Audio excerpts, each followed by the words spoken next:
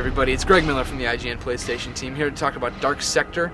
It's the newest project from D3 and Digital Extremes and was obviously stolen from my life, except that I'm a cool video game editor and not a super cool secret agent. Anyway, let's see what I thought. Let's do it!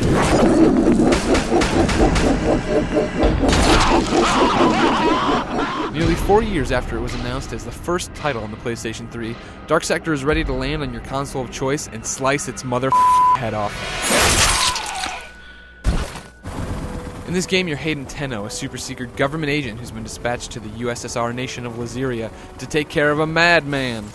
This bad guy's name? Messner. His thing? Biowarfare. What's he gonna do? Release this virus that turns the whole world into zombies and metal-skinned monsters. Oh no! What the hell?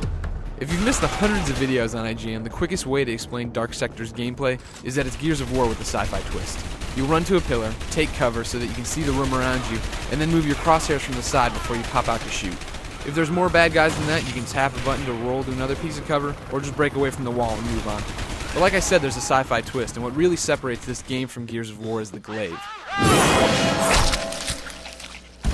If you haven't seen this device, imagine a giant ninja star you can hold in your hand and throw like a boomerang. See, with the infection spreading through Hayden's body, his arm's slowly becoming metal, and one of the things he spawns is this glaive, which he can now throw and cut people in half, and it just looks awesome. However, as the game continues, the glaive gets even more powerful. You can power throw it, which will automatically be a one-hit kill. You can steal elements like fire, electricity, and freezing ability, and you can even do this thing which is amazing called the Aftertouch. What Aftertouch does is that you throw the glaive, and all of a sudden the camera switches to right behind it, and you can control where it goes and who it hits.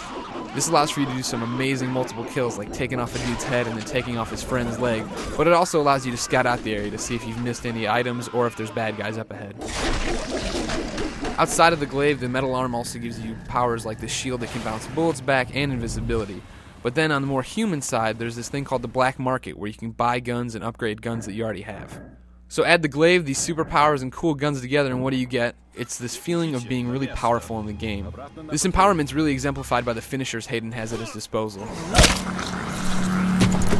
If you're shooting someone from a distance, all of a sudden the enemy will pop up red, and Hayden can run up on him and do a number of different finishers with his glaive. He can simply break somebody's neck, he can put the glaive in their stomach and cut all the way up to their throat, and he can slice their head off. All of this is really nice, and probably the reason it was banned in Australia. Let's see how you like this.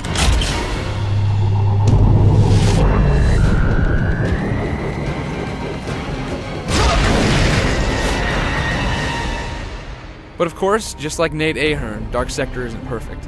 One of my main problems with it is that there really isn't a cohesive story to it. Messner's this bad guy and I'm there to stop him. Okay, I get that, but then there's this old man and this girl who has some history with Hayden, and they make a bunch of references to his backstory, but there's never a flashback or any real description of what's happening. Next up on my complaint list is that the game kinda runs out of gas at the end. Dark Sector works on a level where you're progressing and you're getting new moves and learning new abilities, which really keeps it fresh. But towards the end, all of a sudden you're just left with, here's a bunch of levels and here's a bunch of bad guys, go kill them all, and that's when it starts to get stale.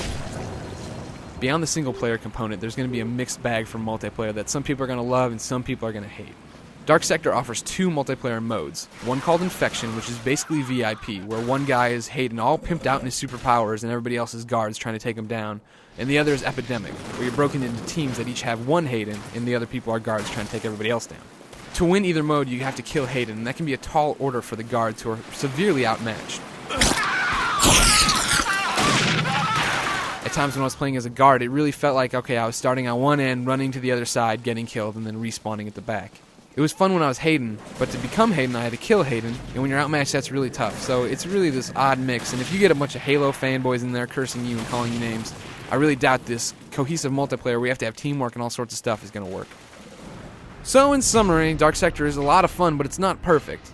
Does that mean it's a bad game? No. If you're an action fan, you really owe it to yourself to pick this one up, because it is a ton of fun to run through these levels, slicing, dicing bad guys, and shooting them in the face. However, if you're looking for a really deep experience, Dark Sector probably isn't the game for you.